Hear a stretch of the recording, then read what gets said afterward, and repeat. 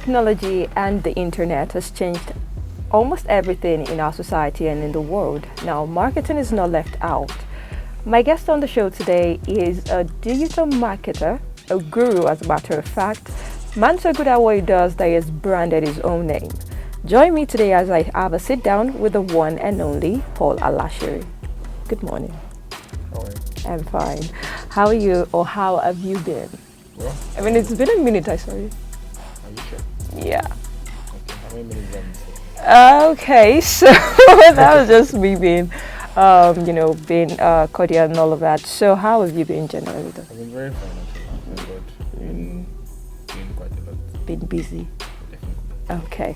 All right. So for the benefit of those that don't really know who Paul Alashere is, I'm sure they know the brand because the brand and the name is just same. But for those that don't know who the man behind the brand and the name is, who exactly is Paul Alashere? Well, should I do it from a family perspective?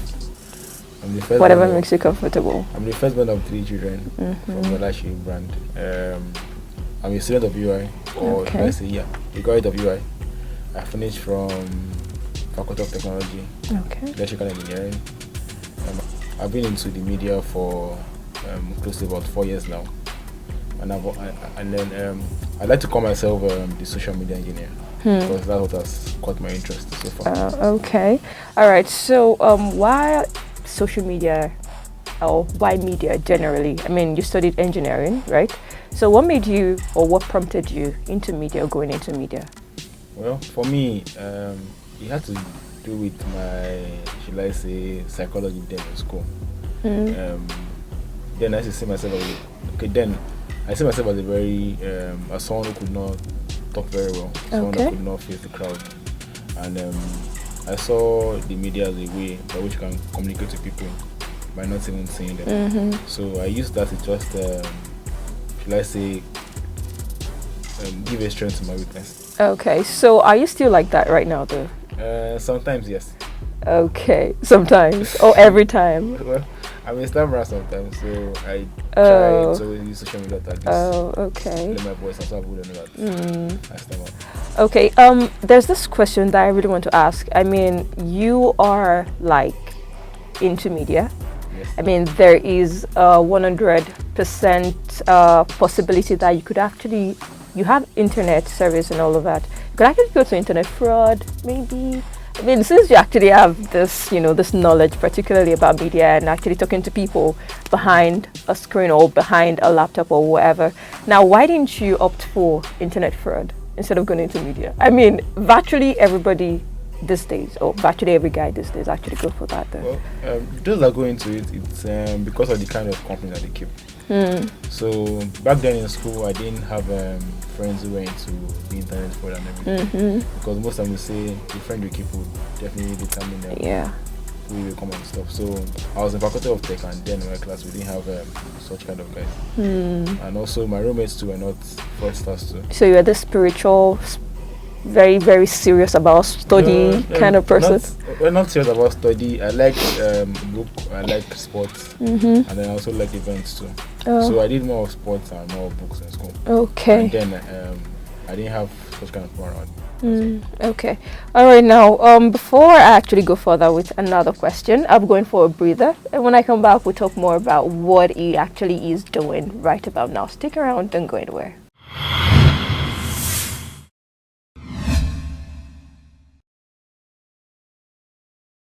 Alright, so I still have Paul Alashere in the studio with me today, and we are still talking about his journey so far, going on in marketing and being a PR, and so much more about his personal person. I mean, he's somewhat shy, but I'm about to tweak that just a little bit, okay?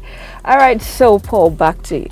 Alright, so let's talk about, you going into media and all of that. I mean, you had the opportunity, or should I say yes, or an option of going into internet fraud and all of that.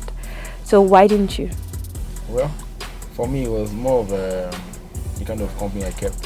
I say, was involved in sports. Then also, I like my books too. And then also, I like to, talk with, good people and all that. Okay. And my mom was the kind of person who was always calling me to know where I was in school. Mommy's boy. Not mommy's boy actually. Are you still a mama's boy? No, I'm not saying mommy's boy. You're not still, but you were. Maybe. I'm not sure. So, the kind of company I kept, what I wanted for myself. So, all that actually determined the kind of person I actually became. Okay, all right. Now, so moving on from that really quick, let's talk about what you're doing presently. I understand that you work with a radio station right now. So, how did that happen? How did it happen? So I was this kind of person who did not actually want to submit my CV after school and all that. And then I was very active on social media in school. So then I finished school, and then the opportunity came with the radio station to help them handle their social media platform. They asked me what could I do. They had gotten a lot of CV and all that, and they didn't like What they were saying? definitely. And then so I just went to the station that day. I did a Skype call interview. I didn't even submit my CV or anything, and that was just it for me. And from there, I started my journey into the media world. All right. So, how has it been mixing, digital media and then radio and all of that? Just incorporating the two. Well, the truth is, the media is actually very broad face, Mm-hmm. and the good thing is that it all happens online. So with just your phone and your laptop, you can definitely You're get good to go. as many things as possible. Mm. Even if you're not even at the office, Okay. you could be at home and still get the job done. Mm. So for me, it's not been very hard.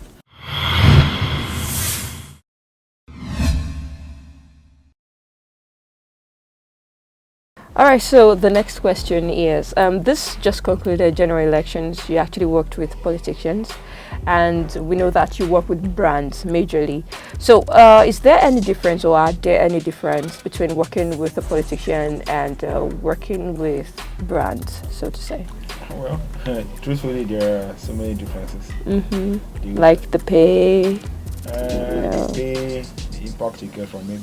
Like now, you're working with the politician, and you find out that online you get so many reactions I mentioned about the politician, Mm-hmm. and on the day for people to come and vote, you don't see anybody. So most people that are online, most of them don't have their PVCs, and they just talk, and on the day, no action. But you work with brands, or let's say you invite them for an event and you want them to come for the event. You talk online, and then on the day of the event, you see people turn up. Mm-hmm. You're definitely very happy. All right. So should I say, there's many differences working with both of them too. Mm-hmm. Some good, some bad. So how have you been able to maneuver and come out great? And because most of these positions, like you just rightly said, might recommend you or might even contact you maybe later in the future.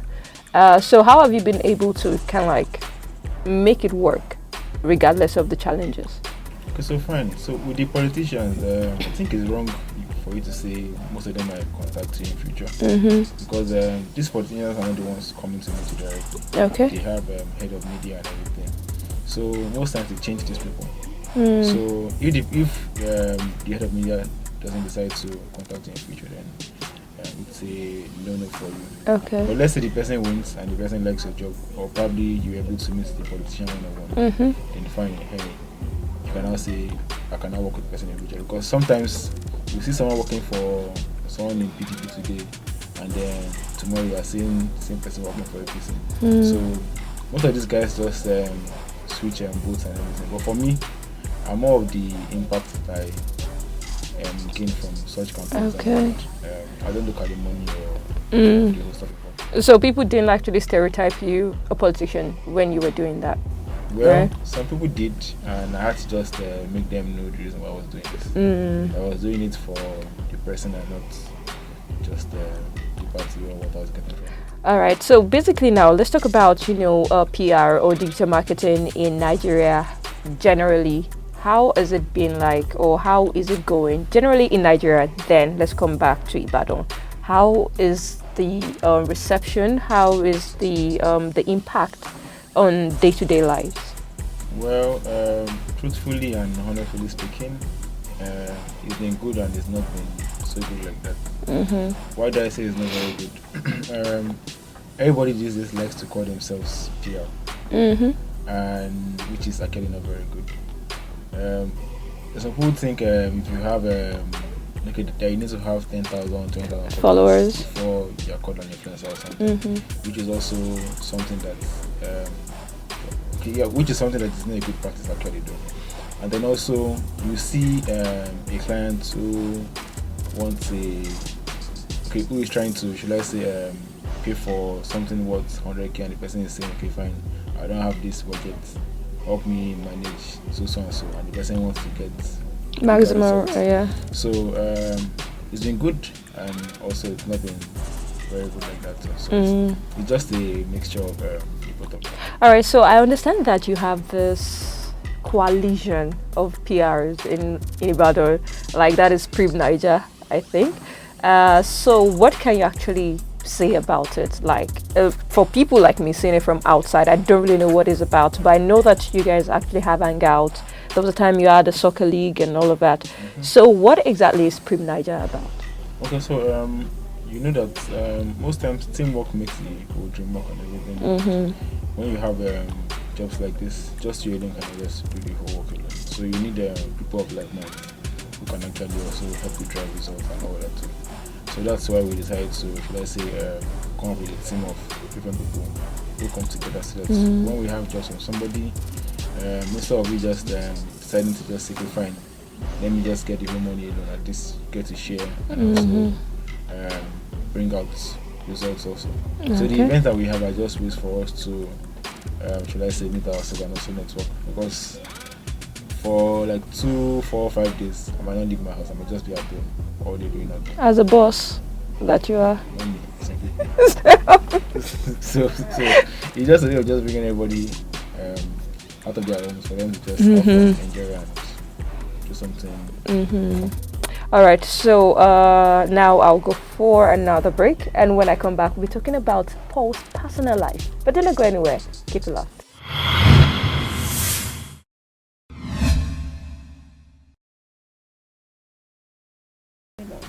All right, so back to you, Paul. Now we are going to talk about your personal life, like who Paul is. So the first question is, what does Paul do in his leisure time, when he's not working or when he's not, running a campaign, whatever you? What do you do in your leisure time? I do a couple of things though. I read my Bible. I pray to God. Sorry,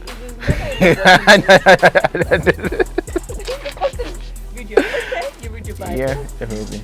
And then sometimes I hang out with friends. Okay. I go for events and all.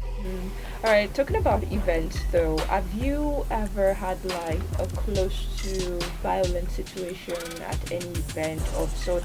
Because I've actually had a discussion with someone that actually had an event, and he said he was kidnapped at one of his events. So have you actually, you are most of the time like a brain behind most events and all of that. You help with campaigns and all of that. So have you had something close to a violent situation, like at any event at all? Well, thankfully not at all. At least the events I've handled so far, I've not had any cause to have any violent or try to.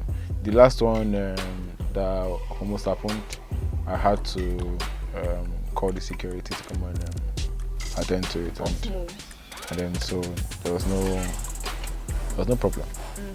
All right, now so for the brand and for you, is there any point, or has there been any point you felt like, okay, fine, I'm not doing this anymore, like your lowest point in your career so far, like I'm not doing this anymore, maybe I should just think of something else to do? Is that ever happened to you? When you're a very biggest person like me, someone that reads together with them, his mom is watching, I'm sure. When you're you don't get to have this kind of conversation, because God always directs our steps, and so I'm not any cause to have any kind of a problem like that. Maybe having to give up or having to stop and then start again. Okay, but I think one time when I had a kind of problem was, okay, I ran a political campaign for a politician then. On the final day of the campaign, there was a content that was put out, and I had a lot of backlash then. I slept this in the night. I woke up the next morning and I saw that my Instagram account was gone, and I was wondering what could have happened. So definitely maybe a lot of people could have probably reported my accounts that night, and somebody got to hack into the account and everything. But in 4 or 5 hours, I was able to get my account back. Yeah, fantastic. All right, so if you were to pick one of the social media platforms, Instagram, Twitter, Facebook, which would you say you actually prefer using mostly? Well, I prefer using Instagram more. Okay. But if it's something I'll be looking at using in future, it will be YouTube, because I can get a lot of money from it. Oh, it's all about the money. All right, now, so talking about money, good thing you mentioned money, yeah? So what exactly do you spend your money most on? I'll give you options. Is it, your clothing, or say perfume, or women? I spend most of my money on clothes, actually. On clothes. Yes. So you like to look good. You When don't. look is very well dressed, so Definitely. You don't believe in smelling nice. smelling nice. Like you smell If nice. I have my butt, no, I won't smell that. Okay, really? So you don't believe in using cologne? And he doesn't want to. You don't. I mean, you don't like it when someone comes close and be like, "You smell nice." That's if you can come close, actually. Oh, you're always running away. Okay, now moving on really quick from that personal. We're getting there step at a time. So, do you have a significant other, a girlfriend, or a fiance, or a wife? I'm a sugar daddy, so I have lots of friends and all that. So Wow, woo. I mean, this will be the first time someone will be openly admitting you have a lot of what again? I have friends that call me sugar daddy. So You just accepted it and you rolled with it. I mean, fist bump. Take it. Okay. All right now. So the last one before I let you go, yeah. If you were to do something other than being a PR or being a digital marketer, what would that thing be? Well, I would definitely like to be an engineer, working probably in the oil sector, or probably cars or something. All right. So yes, I remember. Yes.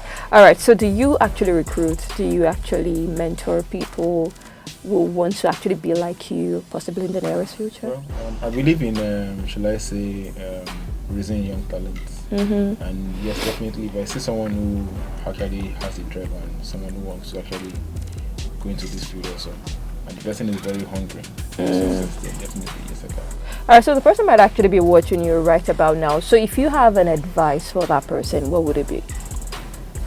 Well, the truth is, you don't have to give up. Just keep doing what you're doing, and definitely, before you know it, you definitely get a breakthrough. Okay. All right, so that is it. It is a wrap with my sit down with Paul Lashery on this episode of Keeping Up with Celebrities. Do not forget you can still follow and like us on our social media platforms, and do click that subscribe button just in case you want to get notifications when we post more videos. Still, drop comments, critics. I really appreciate them. Till next time, it is still Bolabad signing out for now.